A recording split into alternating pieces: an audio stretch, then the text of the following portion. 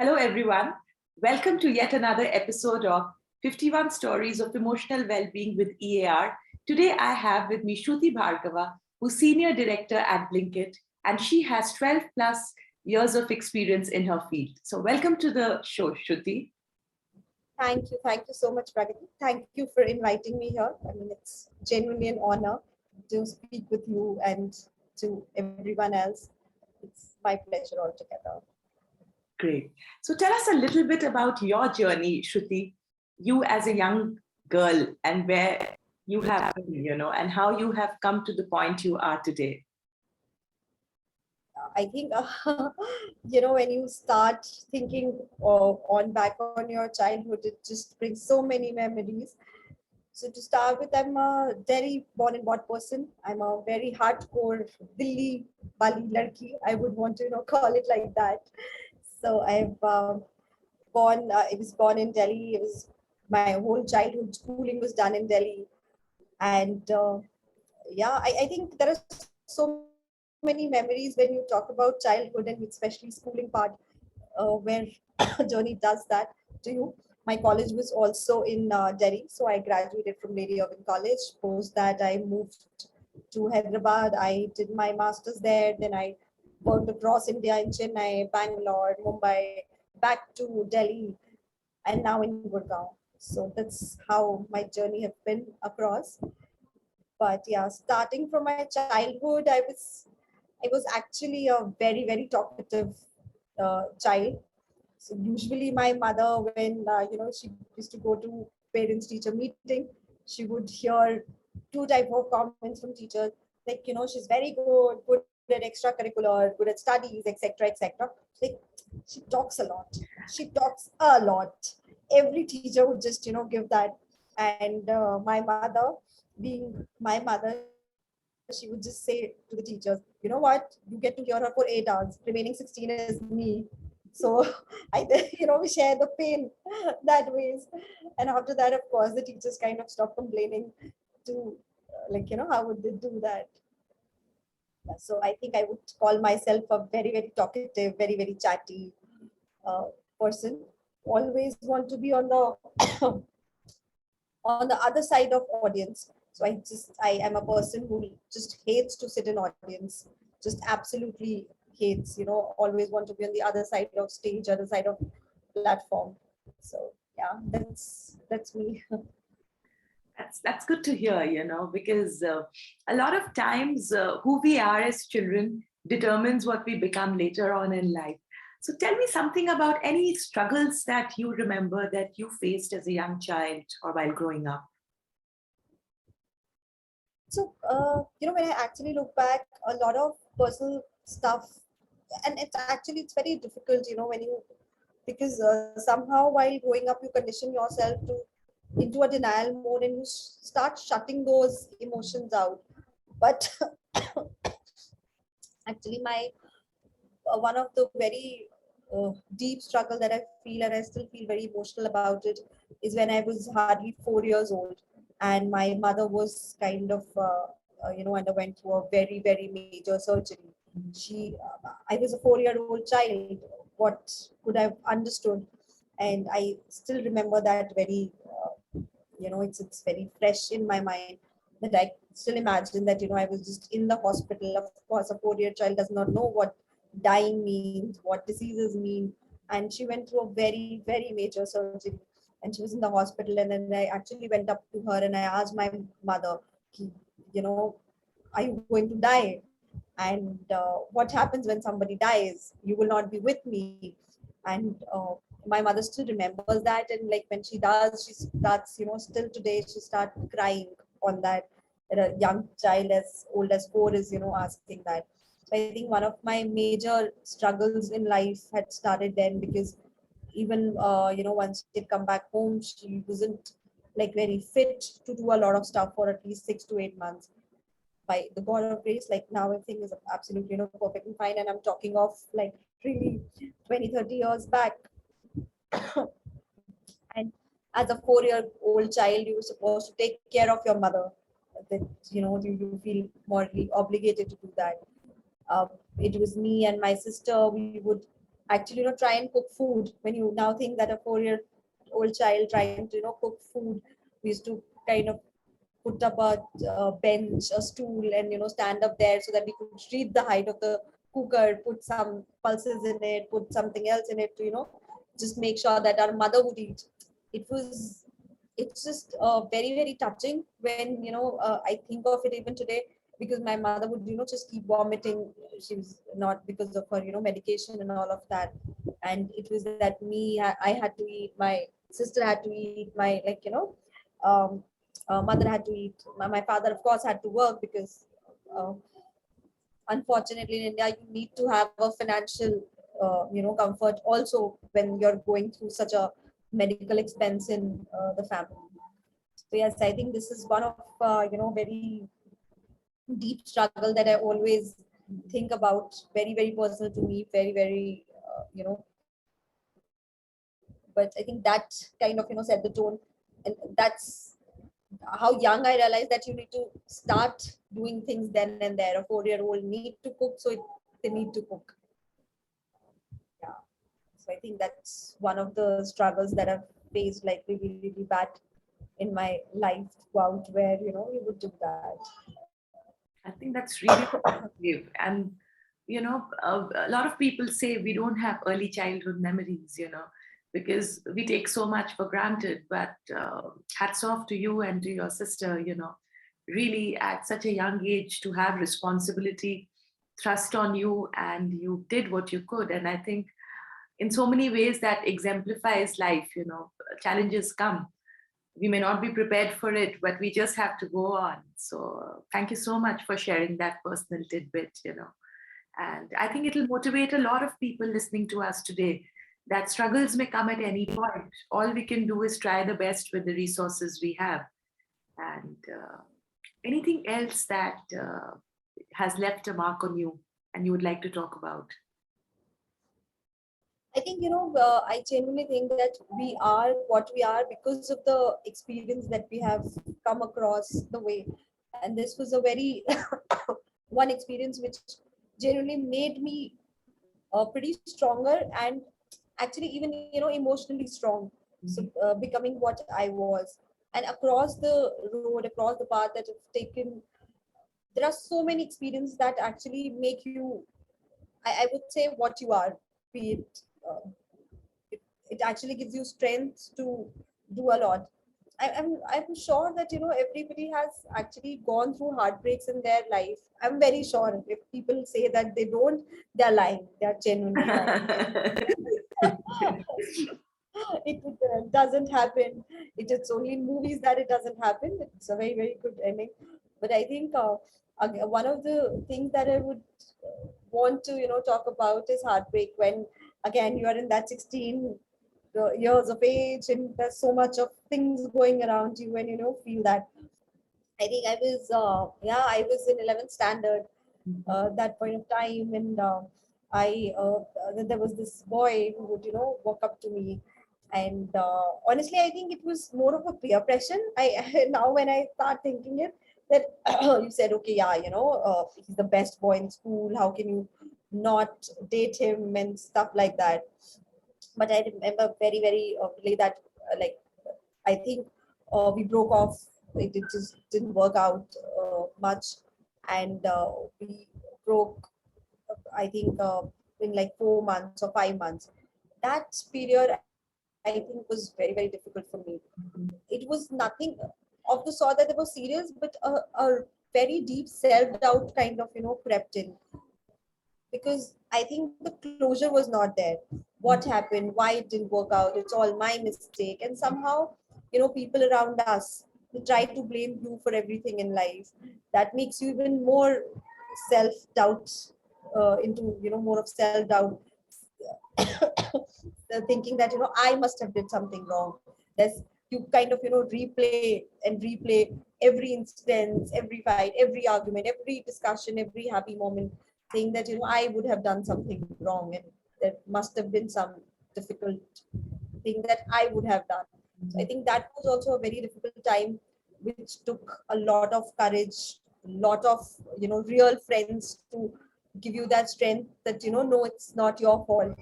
And I think it took me like really a long time to just come over the fact that it is not your fault when something like this happens, when something this sort of heartbreak happens, and coming out of that self doubt. So I think that was one very difficult time. I remember that I used to like cry at night. I mean, like all together hours and hours, just understanding something I would have done wrong. Let me do this and try to make it right. Let me do that and try to make it right. I would say sorry. I would say this, and of course, you end up humiliating yourself more and more and more when you get into that. And yeah, it's a never ending vicious circle you get yourself into, where the self doubt moves to a apology, to a guilt, to again a self doubt, to apology, to a guilt, and you keep revolving that circle. But I think it's very important. And of course, those people who help you get out of that vicious circle becomes your lifetime saviors. This is so pertinent what you've spoken about. Heartbreak makes us turn the entire gamut of emotions. We may feel we are sorted or we have other things, but there's a lot to learn from it. So what did you learn after your heartbreak? And how did it impact who you are today?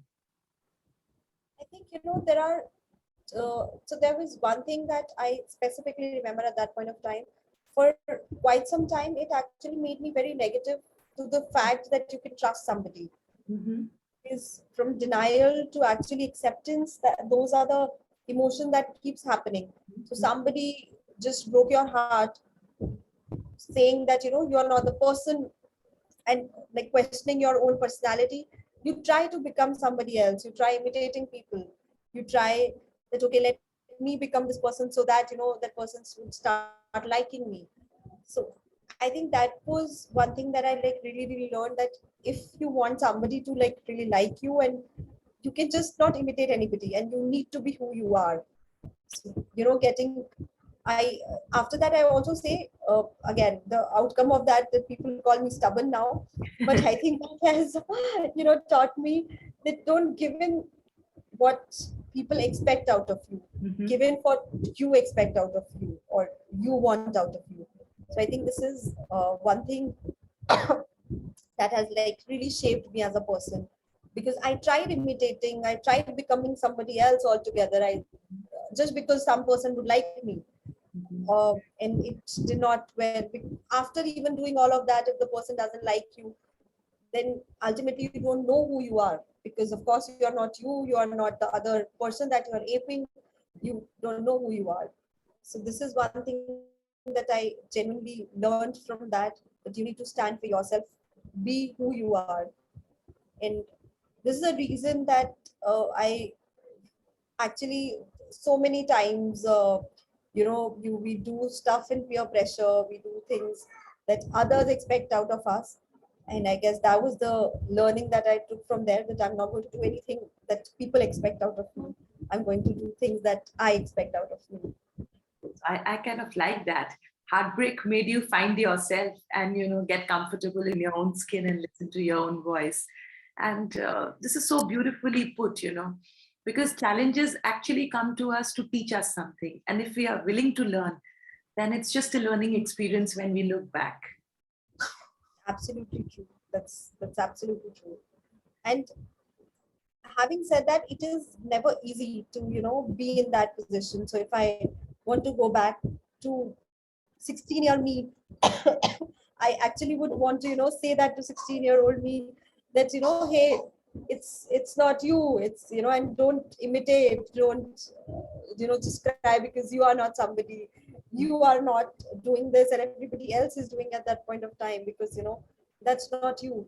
I really wish I could say that to a 16-year-old me, but yeah, I think it takes time and that maturity to be comfortable in your own skin. I hope the 16-year-olds who are watching us today take a leaf out of your book and realize that it's not worth portraying to be somebody who we are not, because ultimately we have to pay a price. And then there is a whole vicious cycle of emotions which feel very difficult to deal with. So, how do you take care of your mental health on a daily basis? And what is it that you do? I think it's very important to do that. But honestly, I'm a very lazy person to do things like, even meditate. So I'm a very, very lazy person.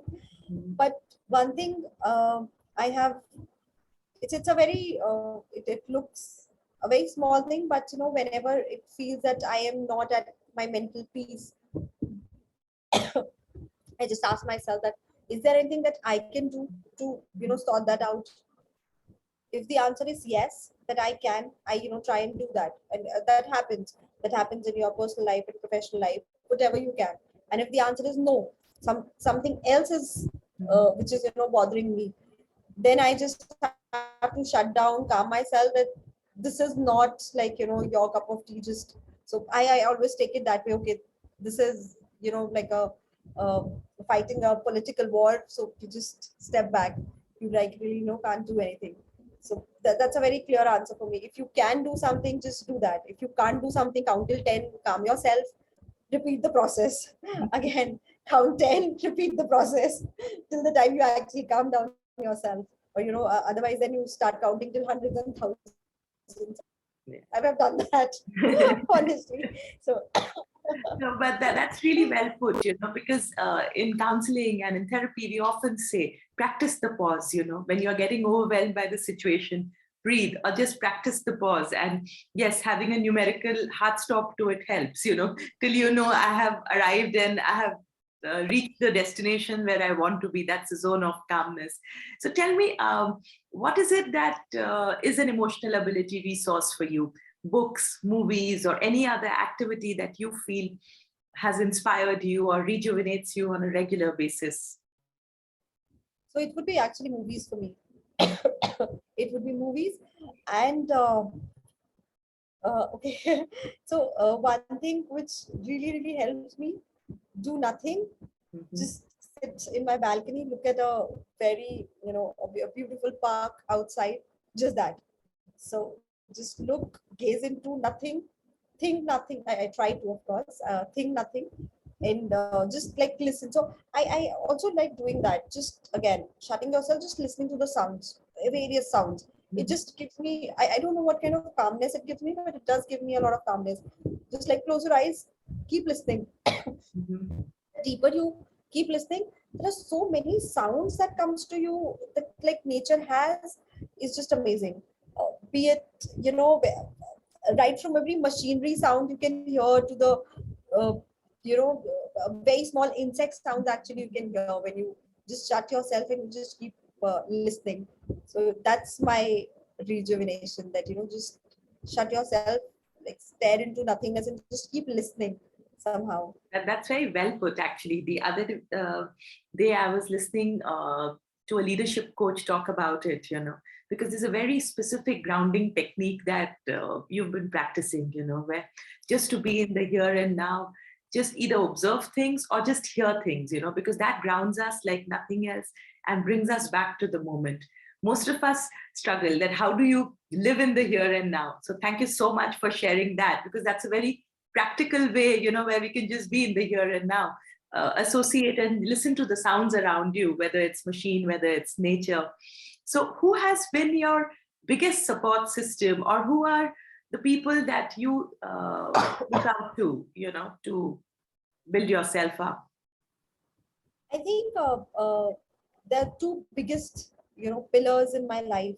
I would say one is my mother. Uh, Again, I think she's undergone a lot of things, and uh, she's been that pillar. Uh, I actually would like to share that. So we are two sisters. At a point of time when having a son completes the family. So Mhm. especially like my paternal side Mhm. was more into that, having a son does make a difference. And I think my mother was the one who stood up, who said that, my daughters are, there are two daughters I have and I don't need a son. Moreover, people used to actually ask her that, why you're making them study so much, why are you sending them in, and of course we were not financially very well to start with. A lot of did drain happen with my mother, medical expenses. So everybody would just say that, why are you sending your daughters in schools where the fees are so high, or, in a private school, they can actually study in something regular. And I realize that my mom, that point of time when there was so much peer pressure, there was so much about son having a boy, or, it is still there. But taking a stand then, now I realize that, she has such a big part in what I am today, or what I could be today, because she let that happen. She actually fought with world, saying, no, no, my daughters would go to a private school, they would want to, they would want to pursue. If they want to go out and study, they will go out and study whatever they want to do. She actually stood up when I wanted to marry inter-religion. My husband is a South Indian, and my paternal family is very conservative, very, very conservative. So she actually took a stand there that, my daughter, if she wants to marry a South Indian, then, she's going to marry a South Indian. So I think one is my mother, and definitely my husband. I can't say that enough, and he's not listening, so I can say that I think he's the only person who could have like jailify me and still, doing that for me. So biggest pillar and support. I've known my husband. He's the one who actually helped me out through the heartbreaks, and I have known him since school. We were together in school, and he actually was the person who took me out from a heartbreak and made me realize that, it's you who people need to love, not the other way around, that you don't need to become somebody to be loved. So I guess, two very important people in my life. So school sweethearts, huh? So this is one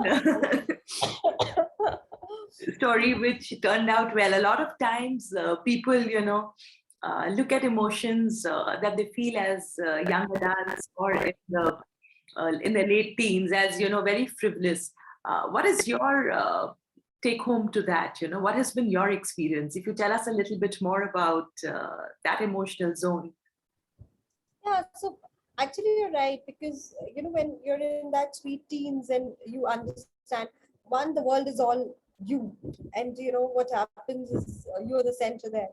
So I genuinely feel at that point of time, as I said, that I was uh, going through a heartbreak, and I would just blaming myself. I think I could have lost there. I definitely could have lost there if it is not because of now my husband and then my friend, who actually pulled me out of that zone and said that, it's not you. So my genuine takeaway is that trust people. Mhm. Not everybody is going to break your heart, because when like that happens with you, you feel that, one person, if somebody has broken your heart, you just feel that, okay, this is the end of the world. Nobody would ever, you would not be able to trust anybody else. But I think it's equally important to trust. Otherwise, it's the life becomes very, very dull. So one definitely, uh, of course, you should not trust everybody. Again, especially in the teens, Yeah. you tend to end up breaking heart. But that doesn't mean that you should stop trusting people. So that's one takeaway that I would I say kind of that. like that because a lot of times people are very wary of trusting others. And sometimes it's also because we've not had closure with certain experiences in our past which were not very fruitful. And at that time, if we have supportive network of friends or family or somebody who understands us, it makes a lot of difference. And what is it that you feel that people need to invest in on a daily basis? Any tips that you have to achieve emotional well-being? I think it's I have said this enough, but I genuinely feel that it is believe in you, Mhm. believe in you, who you are, comfortable in that, because you always, when you get in self doubt, is the first thing that makes you, your mental peace goes for a toss. Mhm. So the very first thing is to believe in yourself, to be okay with who you are. Mhm. When you start letting the world rule you, or your emotions, when you give, basically it's like, when you give a trigger of yourself to somebody else, that is where it all starts. So it's very important to like love yourself, to believe in yourself, to be you, and don't, just because somebody else is doing that. And especially for teens, I think I'm sorry, just give me a minute. Yeah. So I think there people genuinely feel that, because everybody else is doing that, it becomes a cool factor. It becomes that, we need to do this to be there, to settle in, or to be seen as part of the herd. But I think that just ends up in a very big mess. So believing in yourself is something that I think, or just be comfortable, who you are. It it's okay. So today I actually, you know uh, I always used to get that I just am very wary of makeup. I don't put makeup at all. Okay. And there was a time that, I would just feel very different, like, everybody else is putting it up. I'm not looking nice. But again, by the time you realize, you need to be comfortable in that. It's okay if everybody else is doing that, but if you are not comfortable doing it. Yeah. And that's so important, we are who we are, and we often always look at the other person and try and fit into the mold or judge ourselves. If it's okay for the other person, and if I don't do it, means my way is better or the other person. And I always have found that there's a concept of multiple truths, that no makeup is great, little makeup is good, absolutely being caked up is great, whatever works for you. I think what's really important is, doing what you feel is the right thing and believing in one's own self. So thank you so much. That was just really amazing. If you had one word to describe Shruti, tell me what would that be, and what does that word mean to you? That's that's a very, very so on a lighter note, it would be talkative. Definitely talkative. And again, I don't call this a negative word, but yeah, stubborn. I think yes, that what defines me. Stubborn, but yet very talkative. I like that. I like that. So, Because again, I think we've associated the word stubborn with a lot of negativity somehow. mhm, And I feel that nothing is, as you said, there are multiple truths. So mhm. nothing is honestly negative or positive in that manner. Everything has a array of spectrum where it ranges from positive to slight positive to everything, and definitely not negative. No, and I like that, where most people would look at stubborn as a negative word. For you, it's just being anchored in your own belief and having faith in yourself, staying stoic with who you believe yourself to be. So I like that, like if you like a word, it doesn't matter how the world views it. For you, it works. So Yeah. thank you so much for being so authentic, and it's been a pleasure talking to you. Thank you, Shruti. Thank you so much, Pragati. It was genuinely pleasure, and I think I honestly feel that what you're doing, it's amazing. It's just absolutely amazing, and it's just touching so many lives and helping so many people out there.